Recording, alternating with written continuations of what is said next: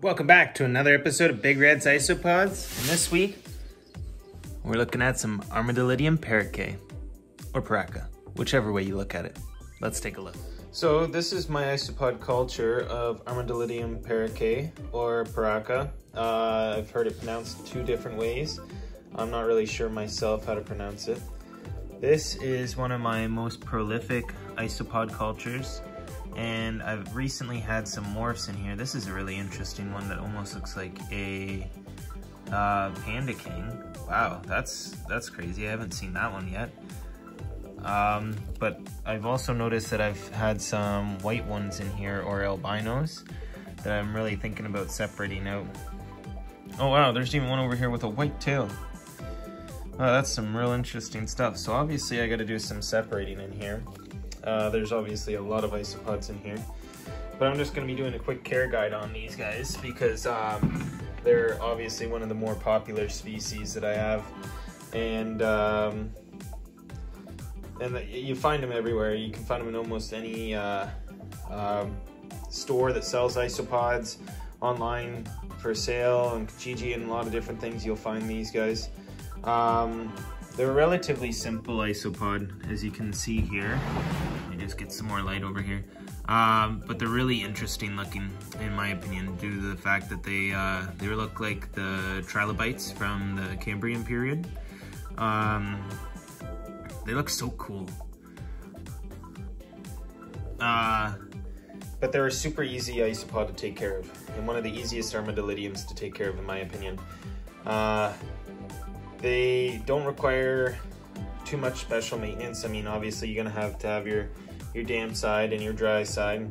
You're gonna want to feed these guys quite a bit. They are very big eaters. They don't start off big at the beginning. They really like to hide at the beginning and feel safe. So they're a culture that takes a while to get started, but once it does get started, as you can see, obviously, the numbers just explode into massive numbers. There's so many different color varieties, as you can see here. That's not normal. Usually they're a gray color, but looks like I got quite a few different morphs that have kind of popped up here due to the fact that there's just so many of them. Yeah, really easy to take care of, but they do take a while to start. So you want to really leave them alone at the beginning, let them feel safe in their enclosure. Like I've said with a lot of other isopods, you really want to leave them alone and let them do their own thing. I don't normally look at them like this. It's probably the first time I've flipped over that piece of bark in a couple months. So that's just my shock there. As you can see, I'm not too sure all the different accidental color variations in here that I'm probably going to separate out within the next week or so. Maybe I'll do it in the next couple of days. I'm not too sure yet. But yeah, it's a really simple culture to take care of. We'll just take a look at this cool guy again. Really easy to take care of, really simple isopod, but also really fascinating in the fact of the way it looks. Now, it is one of the only Armadillidium species that doesn't roll up into a ball when they get scared. They kind of roll up, but not into a full ball shape. As you can see, he's still got a bit of an opening there. And yeah, they're really neat. They don't get too terribly big, so if you're afraid of getting isopods that are very large, because not everybody wants to touch some of the larger species of isopods, but these ones aren't too very bad. Although, as you can see, they do end up multiplying quite a bit. After a while, their numbers get really big.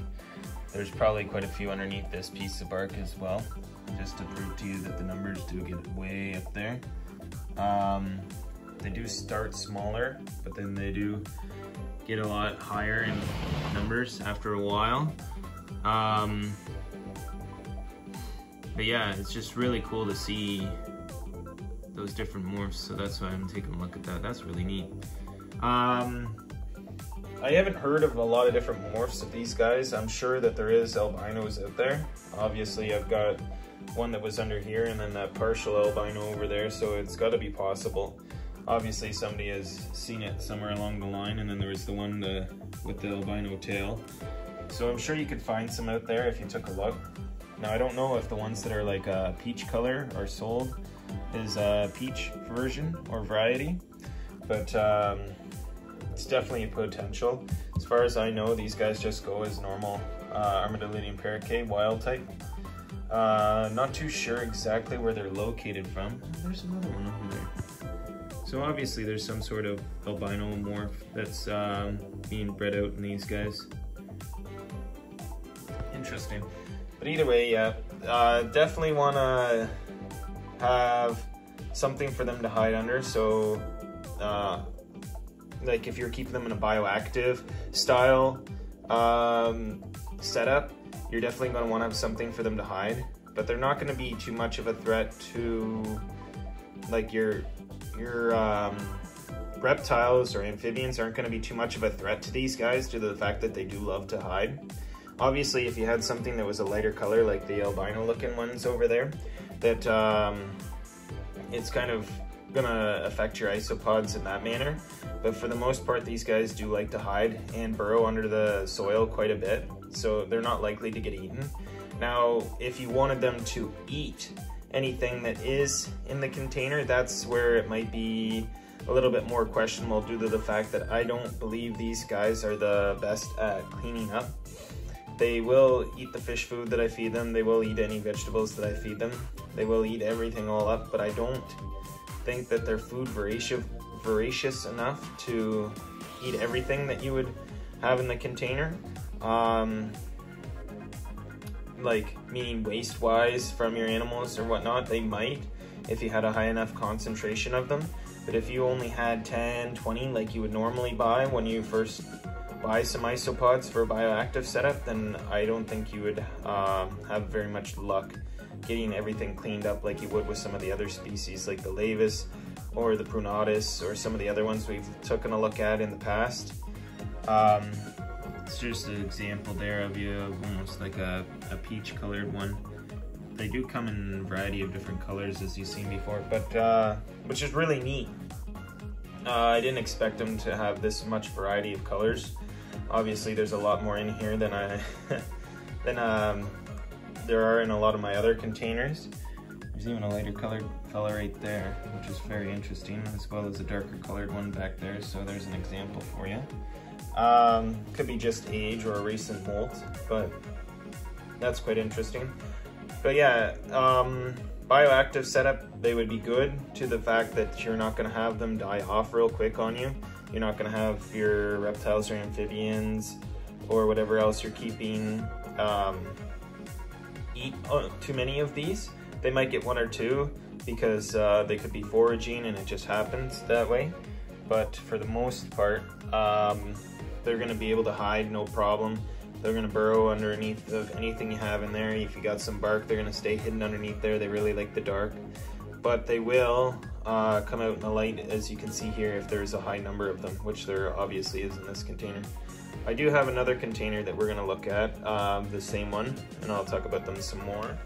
Here's my other enclosure here. So as you can see, there's still quite a few isopods in here, if not more.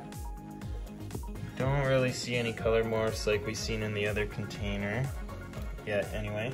There's lots more underneath the other piece of bark, but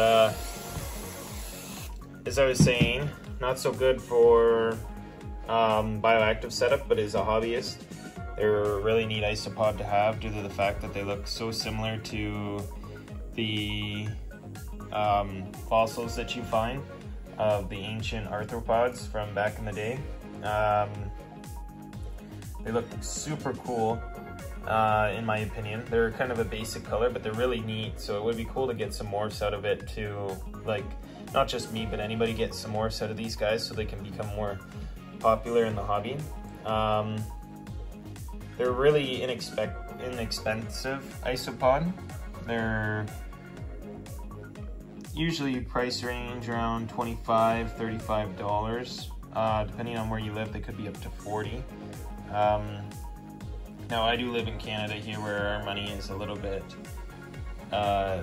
not as, like, you gotta pay more for what you get than in the States. Like, I'm sure you get a better price in the States because their money is worth more, where ours isn't quite as much worth as much as the States. So you gotta pay a little bit more to get the same quality of stuff. But there's also quite a bit more under here, yep, as I expected. These seeds here are just from watermelon that I fed them in last week's video. But other than that, they eat pretty well anything. Fairly simple isopod. I could have done a care guide on these guys a long time ago. I just chose not to because they're kind of a plain isopod. I really like them myself, but I didn't think everybody would like them. So I kind of did some of the more popular ones first. These are found everywhere, but I don't see a lot of sought after for these guys. Most people are after the ones that are more brightly colored.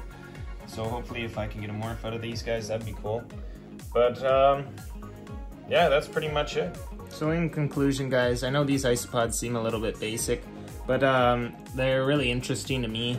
I really enjoy watching these neat little isopods run around with their very almost spiky looking sides. They look really prehistoric to me, and I'm a fan of all the past and stuff like that, and learning about how the world's come to be the way that it is and all the animals that have evolved to this date. So these ones are a real favorite of mine. Maybe not everybody likes them, but I find them cool. Definitely you could use them potentially in a bioactive setup if you wanted to stop little food pieces from having to be cleaned up, but it's not gonna, I don't think these guys are gonna be good for getting rid of all the excrement that could be produced by your animals.